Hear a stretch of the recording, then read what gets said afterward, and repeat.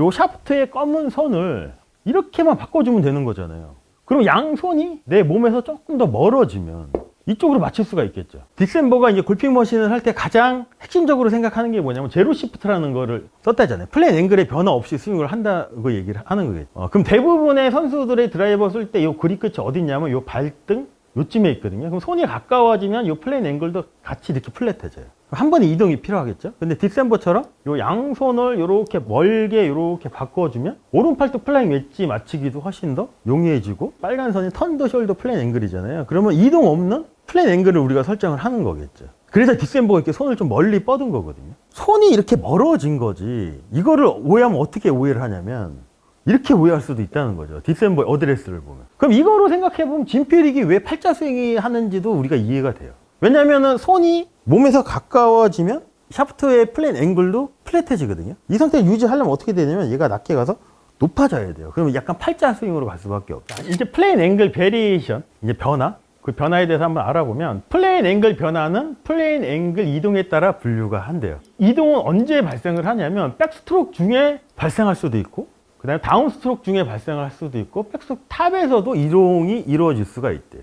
이게 이제 말하는 샬로잉 같은 스윙이 여기에 해당이 되는 거죠. 플레인 앵글 베리에이션. 하지만 요 두 가지 엘보 플레인에서만 조금 움직이게끔 이동이 가능해야지 좋은 스윙이라고 이제 얘기를 한 거거든요. 자, 그래서 오른팔뚝은 이렇게 하려면 플레인 라인과 플레인 앵글 모두를 나타나겠죠. 오른팔뚝 플레인 웨지에 의해서 팔뚝하고 샤프트는 같은 거기 때문에 팔뚝의 연장선이 결국 플레인 앵글일 수도 있잖아요. 그러면 우리가 플레인 앵글을 설정하기 위해서는 오른팔뚝을 클러치 샤프트와 정렬하여 플레인 앵글을 유지하면 돼요.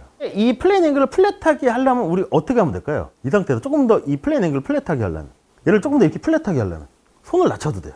근데 오른팔뚝 플레인 웨지를 맞추고 손을 낮추면 스윙이 안 되겠죠. 어떻게 하면 얘가 플랫해질까요?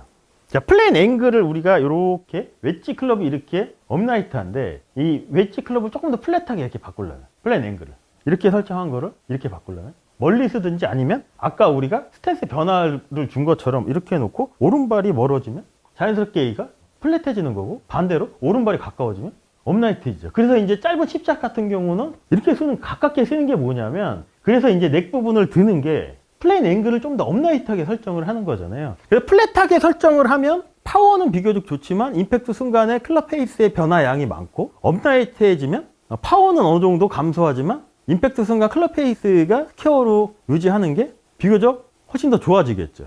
자, 그래서 모든 플레인 앵글 이동 중에는 클럽 샤프트는 플레인 라인과 함께 플레인의 유지가 돼야 된대요. 그러니까 업라이트하게 설정했으면 내가 이 업라이트한 상태로 유지를 해야 되고, 플랫하게 설정했으면 플랫하게 유지를 해야 된다는 얘기인 거죠. 자, 그리고 이상적인 임팩트를 위해 릴리스하려는 플레인 앵글에 맞춰 탑에서 클럽 샤프트를 배치해도 나쁘지 않다고 얘기하거든요. 대표적인 게 샬로잉인 거잖아요. 자, 샬로잉은 이렇게 비교적 백스윙으로 갈 때 업라이트하게 가지만 내려올 때 이렇게 샬로잉이 된다는 얘기는 플레인 앵글이 더 플랫하게 뭔가 변화를 주는 거죠. 근데 가장 이상적인 건 변화 없는 플레인 앵글을 쓰는 게 일관성 면에서는 가장 이상적이겠죠. 자, 그러면 우리가 이렇게 설정을 이렇게 했어요. 요 빨간 선이 턴드 숄더 플레인 앵글이고, 요게 핸즈 온리 플레인 앵글이에요. 그리고 여기가 엘보 플레인이 요 사이에 이렇게 있겠죠. 이 상태로는 우리가 백스윙을 할 수 없잖아요. 그러기 위해서 플레인 앵글에 올라갈 때 이동이 필요하겠죠. 한번 높아지는. 근데 이동 없는 우리가 플레인 앵글을 설정하려면 어떻게 변화를 주면 될까요? 요 상태에서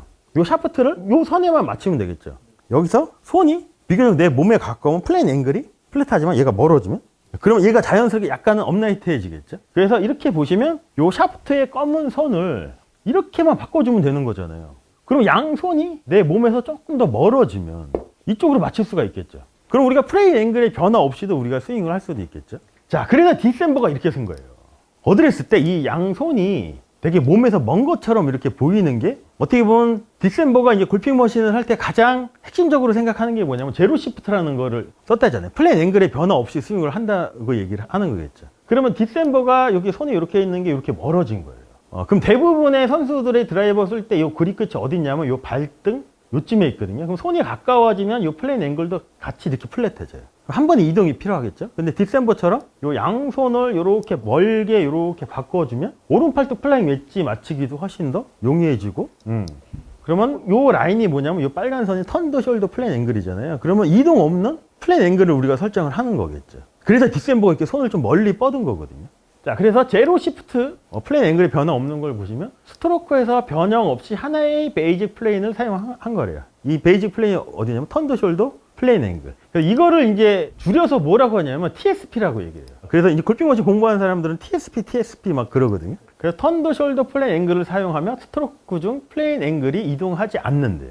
자, 근데 이거에 대한 오해가 뭐냐면 어큐뮬레이터 3번의 앵글을 유지를 하고 손이 이렇게 멀어진 거지. 이거를 오해하면 어떻게 오해를 하냐면 이렇게 오해할 수도 있다는 거죠. 디셈버 어드레스를 보면.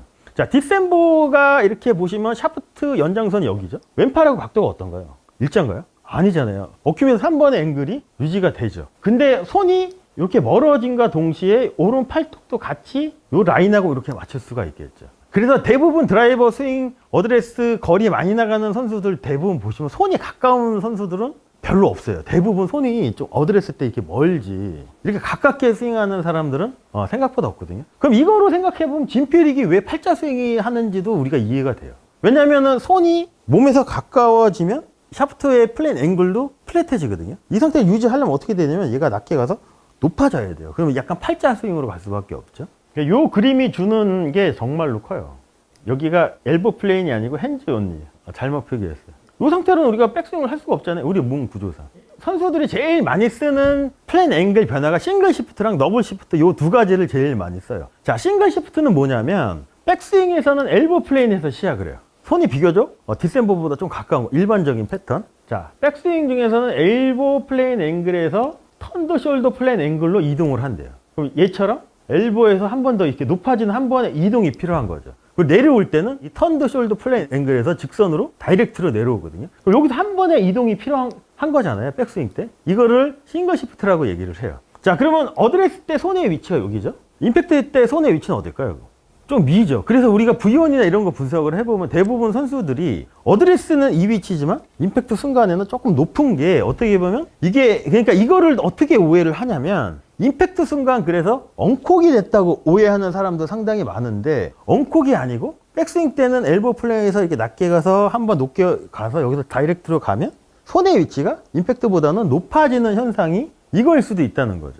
그리고 두 번째 더블 시프트를 보시면 또 임팩트 순간 어드레스 위치랑 손의 위치가 같은 프로들도 몇 명 있잖아요. 그 대표적인 게 가르시아도 그렇고 그 대표적인 게 베노간이에요. 베노간은 왜 갔냐면 더블 시프트를 한 거라고 이제 얘기를 하죠. 이제 무슨 얘기냐면 백스윙 중에서는 싱글 시프트가 된대요. 이렇게 한대요. 엘보에서 턴더 숄더 플레인을 한번 높아졌다가 다운스윙에서는 한 번에 더 이동이 필요해요. 다시 플랫해져서 엘보 플레인으로 다시 찾아오는 거예요. 이렇게 갔다가 내려올 때는 다시 이렇게 가서 이렇게 맞는다고 얘기를 하거든요. 손의 위치가 어떨까요? 처음에 백스윙 때 낮게 가서 한번 올라가서 갔다가 내려올 때 비슷하겠죠. 그럼 여기서 올라가서 다시 한번 플랫하게 플랫 앵글의 변화가 생기는 거겠죠. 이게 결국 뭐냐면 이게 샬로잉이에요. 대부분 선수들이 선호하는 패턴이 이 패턴을 자연스럽게 제일 많이 쓴대요. 이 싱글 시프트를. 그리고 어떤 선수들은 간혹 가다가 이 패턴도 많이 쓰고 근데 가장 이상적인 거는 이게 가장 이상적이겠죠, 이게.